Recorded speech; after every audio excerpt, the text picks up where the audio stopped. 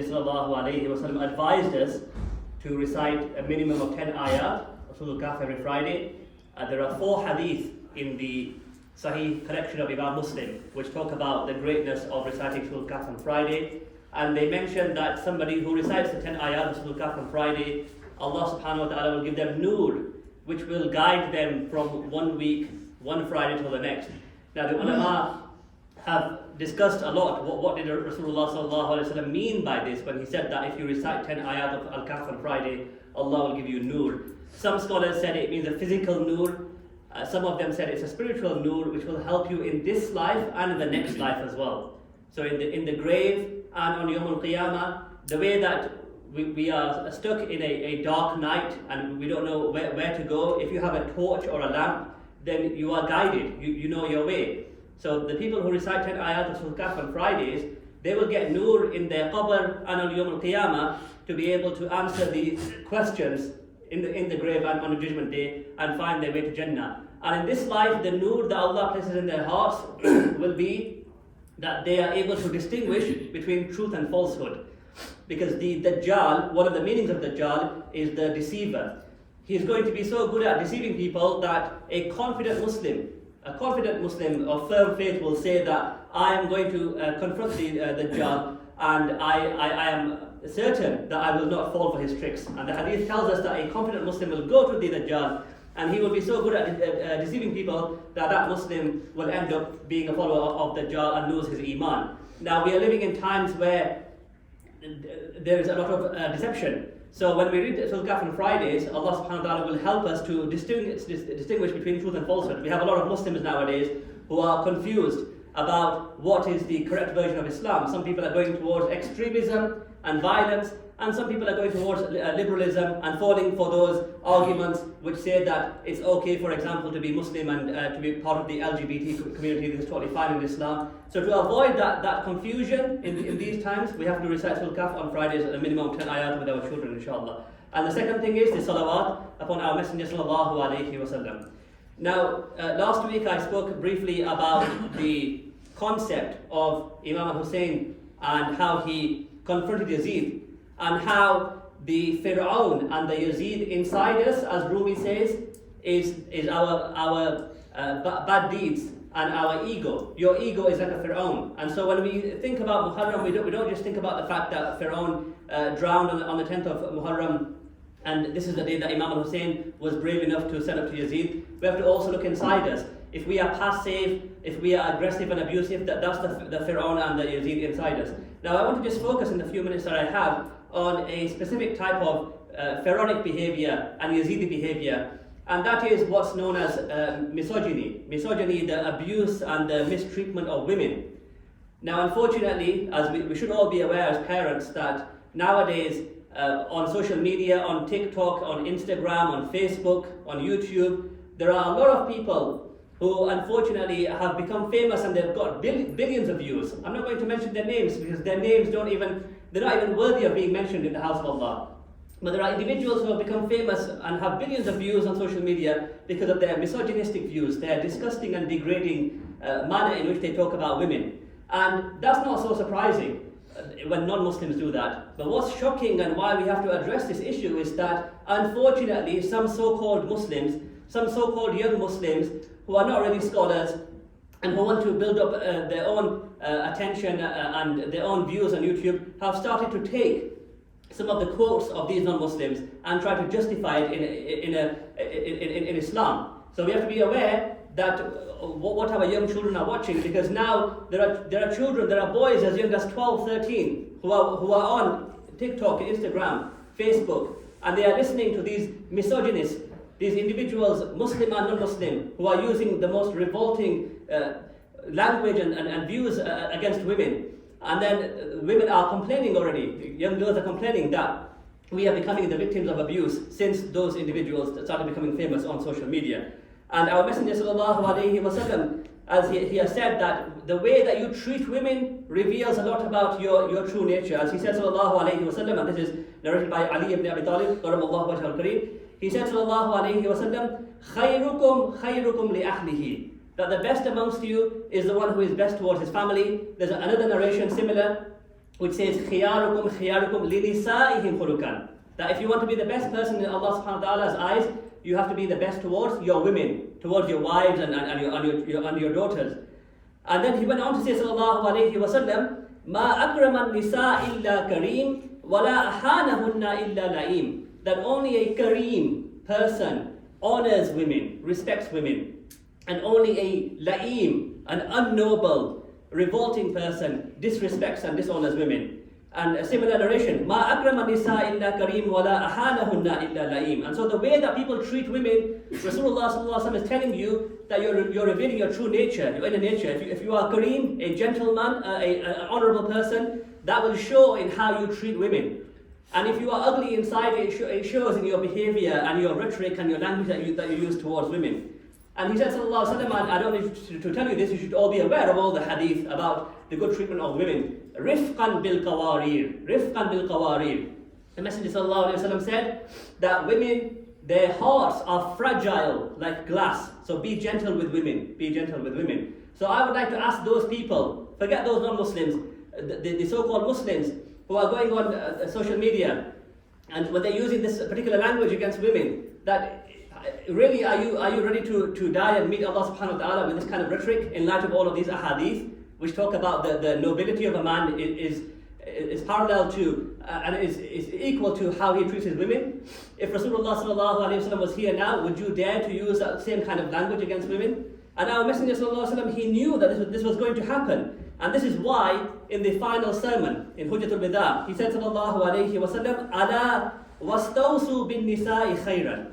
He said, I am giving you wasiyah, I am giving you advice to treat women well, to treat women kindly. This is something that he emphasized a lot in his final sermon, in his Hajj, because he knew that a lot of his ummah will mistreat women. فَإِنَّمَا هُنَّ عَوَانٌ عِنْدَكُمْ. He said sallallahu alaihi wasallam that your women, your wives, your daughters, they are like slaves who are in your houses, so you should treat them well. And then another narration, which is in Sahih Muslim, Jabir ibn Abdullah radiallahu anhu, he actually used stronger words. He said that Rasulullah sallallahu alayhi wa sallam said, فَاتَّقُوا اللَّهَ فِي النِّسَاءِ. Fear Allah in regards to women. وَإِنَّكُمْ أَخَذْتُمُوهُنَّ بِإِمَانِ اللَّهِ. Because you made them halal for intimacy, the relationship between husband and wife became halal with the name of Allah subhanahu wa ta'ala. فَاتَّقُوا اللَّهِ. Fear Allah subhanahu wa ta'ala. And so that's what somebody needs to do. When you're hearing these people on social media and they're using a certain kind of language and they're cherry picking certain hadith or certain Quranic verses and using those to justify the degrading manner in which they talk about women, even Muslim women, you have to ask yourself that would a person of taqwa, a person of God consciousness, would he speak about women in this manner? And then we find amongst the Sahaba and amongst the awliya that you will never find them speaking against women in this way. One narration, for example, is about Sayyidina Umar radiallahu anhu, and we know Sayyidina Umar, who was a very strong and powerful and quite scary individual, yet he was very kind towards his women. So there was a man who went to Umar radiallahu anhu to complain about his own wife, and when he went towards Sayyidina Umar's house, he found Sayyidina Umar's wife arguing with him to the extent that Sayyidina Umar radiallahu anhu had to leave his house. So Sayyidina Umar radiallahu anhu, he was not misogynistic. He didn't say to his wife, how dare you argue with me? I'm the man, you're the woman, you have to obey me. No, he left the house. He didn't say to her, get out. He left the house himself. And then the man said that I came to you to complain about my wife, and yet I find you, the mighty strong Umar, you're actually leaving your house because your wife is arguing with you. And Sayyidina Umar radiallahu anhu, he said, Inni atajawazu anha lihuquqin laha alayya. I tolerate a lot from her because of everything that she does for me. And he said, أَوَّلُهَا هِيَ سِتْرٌ بَيْنِي وَبَيْنَ النَّارِ فَيَسْكُنُ بِهَا قَلْبِي عَلَى الْحَرَامِ. The first thing I should be eternally grateful to my wife for, and I should ignore anything annoying in her, is that she protects me from the haram. And I can never repay her for that. وَالثَّانِي, the second thing is, إِنَّهَا خَازِنَةٌ لِي إِذَا خَرَجْتُ مِنْ مَنْزِلِي. That she looks after my wealth and my property whenever I leave the house, whenever I go away somewhere. Again, if I had to employ somebody to do that, it would cost me a lot of money over the years, so I can never thank her enough for that. And then he went on to say, وَالثَّالِث, the third reason I should be grateful to my wife and treat women well and ignore anything bad in them, is that إِنَّهَا قَصَّارَةٌ لِي تَغْسِلُ ثِيَابِي, that she washes my clothes for me. Again, if I had to keep paying the dry cleaners to do that, imagine how much that would cost you. And وَالرَّابِي أَنَّهَا زِعْرٌ لِوَلَدِي, the fourth thing I should be eternally grateful to her for, I can never repay her for, is how she looks after my children. If I had to put my children constantly in childcare, how much would that cost me over the years?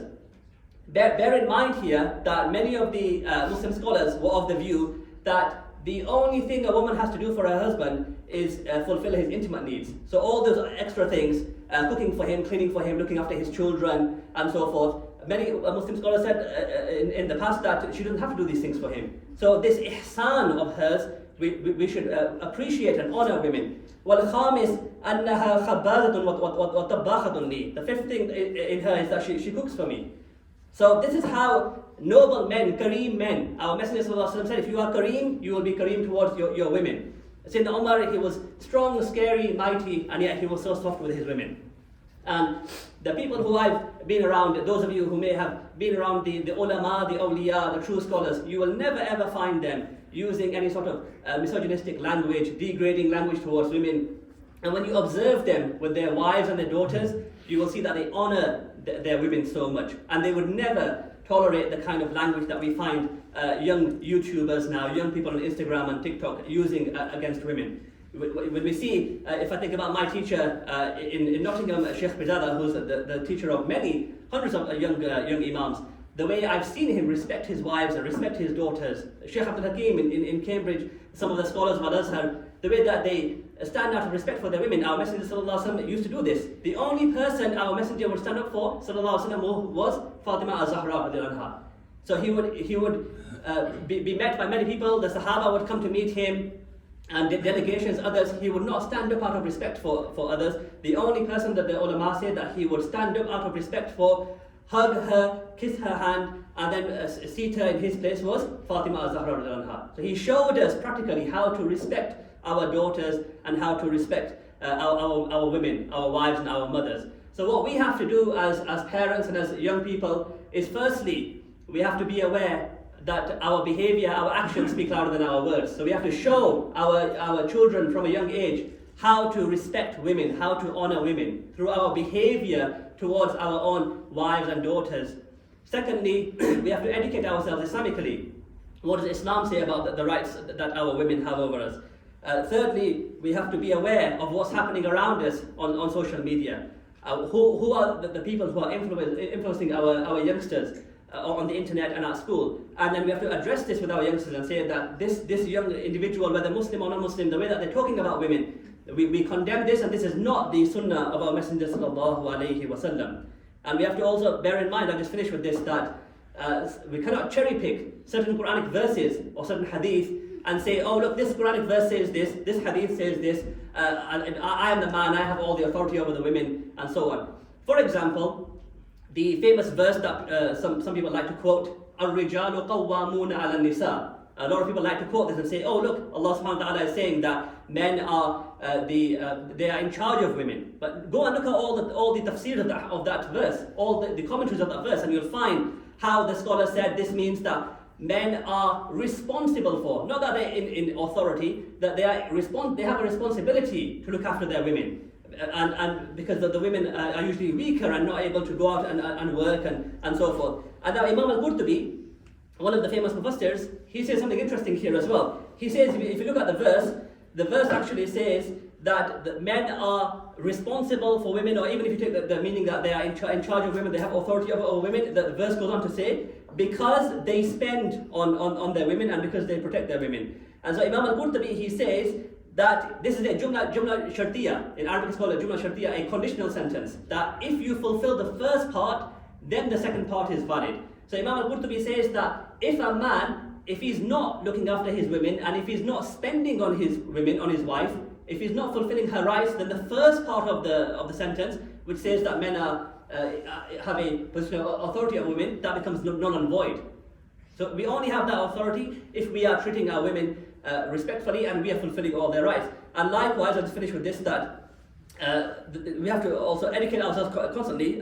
We hear some scholars saying, for instance, that our Messenger sallallahu alaihi wasallam said that a woman who goes out of her house when her husband is displeased with her, is angry with her, what happens to her? لَعَنَهَا كُلُّ مَلَكٍ فِي السَّمَاءِ. Every angel in the heavens curses her. وَكُلُّ شَيْءٍ مَرَّتْ عَلَيْهِ. And everything that she passes by curses her. غَيْرَ الْجِنِّ وَالْإِنسِ. Except for the jinn and the humankind. حَتَّى تَرْجِعَ. Until she goes back to her husband. So some scholars, they will use this hadith and they'll say to a woman who's being abused by her husband, you have to go back to him. You have to go back home, because the Messenger ﷺ said that when you leave his house without his permission, everything curses you. The angels and everything apart from the humans and jinn. Now, when we actually look at the sharh, the commentary of this hadith, we actually find scholars like Mullah Ali Al-Qari, a great scholar from the 17th century, from his research, he said this hadith is mawdu. This is a fabricated hadith. That Rasulullah ﷺ, he never actually said this. Somebody invented this lie and attributed it to Rasulullah ﷺ. So I pray that Allah subhanahu wa ta'ala helps us to honor our women. May Allah subhanahu wa ta'ala help us as men to show our young people how to honor women, to be kareem and not la'im, as our Messenger said sallallahu alaihi wasallam, and to learn the true tafsir of the Quran, the true sharh of the hadith, so that we understand these texts properly and holistically, and that we don't cherry pick and get one Quranic verse or one hadith in order to mistreat women and be misogynistic. وَمَا عَلَيْنَا إِلَّا الْبَلَاغُ.